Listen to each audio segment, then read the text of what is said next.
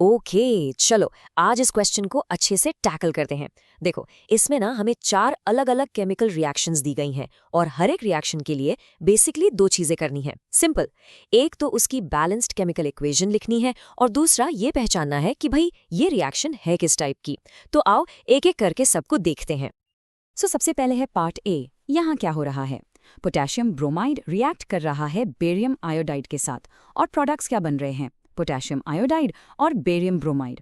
अब देखो, जब भी आपके पास ऐसी वर्ड इक्वेशन आती है ना, सबसे पहला काम, योर फर्स्ट स्टेप, इसको केमिकल फॉर्मूलाज यूज करके एक बेसिक यानी कि स्केलेटल इक्वेशन में बदलना।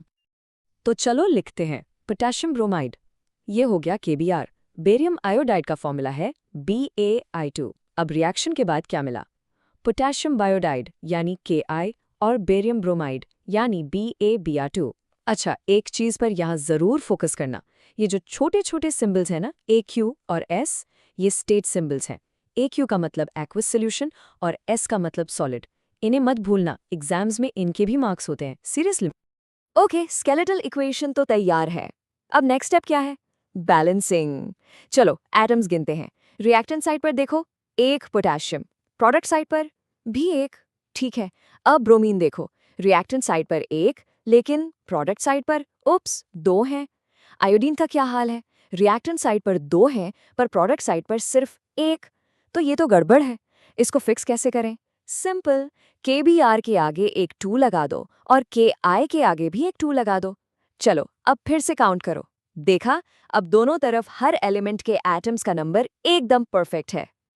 चलो, एक काम तो हो गया, अब दूसरा काम। ये रिएक्शन है किस टाइप की? जरा ध्यान से देखो। KVR में से पोटेशियम आयन और BaI2 में से बेरियम आयन, इन दोनों ने क्या किया? अपनी जगह एक्सचेंज कर ली। देखो, ब्रोमाइड के साथ बेरियम आ गया और आयोडाइड के साथ पोटेशियम। बेसिकली पार्टनर स्विच कर लिए। जब भी 2 कंपाउंड्स के बीच में इस तरह से आयंस का एक्सचेंज होता है ना, उस रिएक्शन को हम कहते हैं double displacement reaction. Simple as that. Okay, so पहला रिएक्शन था डबल डिस्प्लेसमेंट। अब बढ़ते हैं सेकंड पार्ट की तरफ। यहाँ क्या हो रहा है, आओ देखते हैं। इसमें जिंक कार्बोनेट है जो टूट रहा है, यानी ब्रेक हो रहा है जिंक ऑक्साइड और कार्बन डाइऑक्साइड में। तो प्रोसेस बिल्कुल अलग है। S के केमिकल इक्वेशन लिखना तो बहुत आसान है। जिंक कार्बोनेट मतलब ZnCO3। ये ब्रेक होकर क्या दे रहा है? जिंक ऑक्साइड ZnO और कार्बन डाइऑक्साइड CO2। ठीक है। अब बैलेंसिंग की बारी। पर वेट, बैलेंस करने से पहले हमेशा एक बार एटम्स काउंट कर लेने चाहिए। चलो करते हैं। रिएक्टेंट साइड पर 1 जिंक, 1 कार्बन, 3 ऑक्सीजन। और प्रोडक्ट साइड पर 1 जिंक, 1 कार्बन और 1 + 2, हाँ 3 ऑक्सीजन। अरे वाह, इसका मतलब ये इक्वेशन तो पहले से ही बैलेंस्ड है, कुछ करने की जरूरत ही नहीं। तो अब इसका रिएक्शन टाइप क्या हुआ? यहाँ एक सिंगल रिएक्टेंट है ZnCO3 और वो टूटकर 2 सिंपल प्रोडक्ट्स ZnO और CO2 बना रहा है।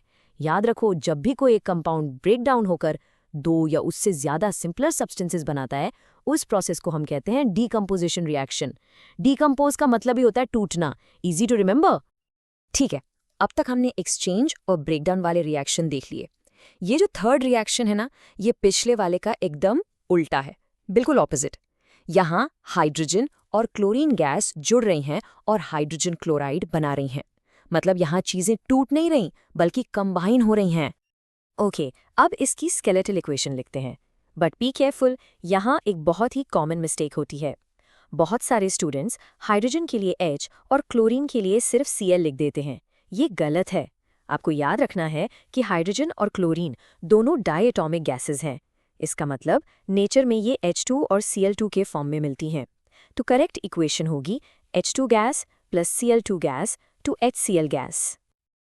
अब इसको बैलेंस करना तो बच्चों का खेल है। देखो, रिएक्टेंट साइड पर 2 हाइड्रोजन और 2 क्लोरीन एटम्स हैं, लेकिन प्रोडक्ट साइड पर सिर्फ 1 हाइड्रोजन और 1 क्लोरीन। तो क्या करें? बहुत सिंपल, बस HCl के आगे एक 2 लगा दो and that's it. Equation balance हो गई। H2G + Cl2G drives 2HClG। तो अब रिएक्शन टाइप गेस करो। जैसा हमने देखा, यहाँ 2 अलग-अलग रिएक्टेंट्स H2 और Cl2 आपस में कंबाइन हो रहे हैं और क्या बना रहे हैं? एक सिंगल प्रोडक्ट HCl।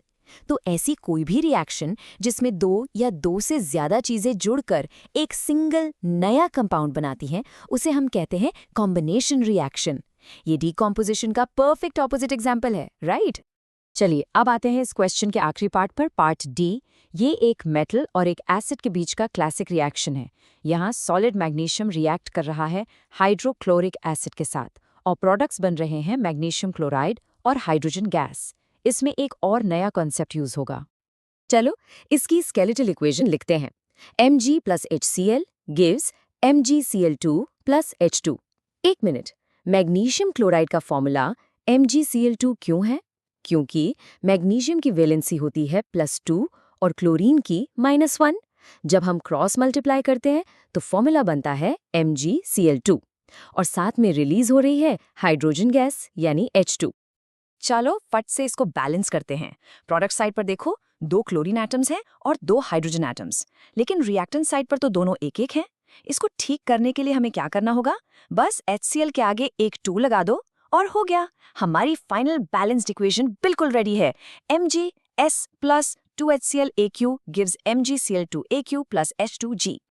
और फाइनली इसका रिएक्शन टाइप क्या होगा? यहाँ देखो, मैग्नीशियम एक ज्यादा रिएक्टिव एलिमेंट है। उसने हाइड्रोक्लोरिक एसिड में से हाइड्रोजन को उसकी जगह से किक आउट कर दिया है, यानी डिस्प्लेस कर दिया है। ऐसा क्यों हुआ? क्योंकि रिएक्टिविटी सीरीज में मैग्नीशियम हाइड्रोजन से ऊपर आता है। तो जब भी एक मोर रिएक्टिव एलिमेंट किसी लेस रिएक्टिव एलिमेंट को उसके कंपाउंड से डिस्प्लेस करता है, ऐसी रिएक्शन को हम डिस्प्लेसमेंट रिएक्शन कहते हैं। वी होप आपको वीडियो अच्छा लगा होगा और क्वेश्चन से रिलेटेड कॉन्सेप्ट्स क्रिस्टल क्लियर हो गए होंगे। Will see you in next video. Till then, tata, bye bye.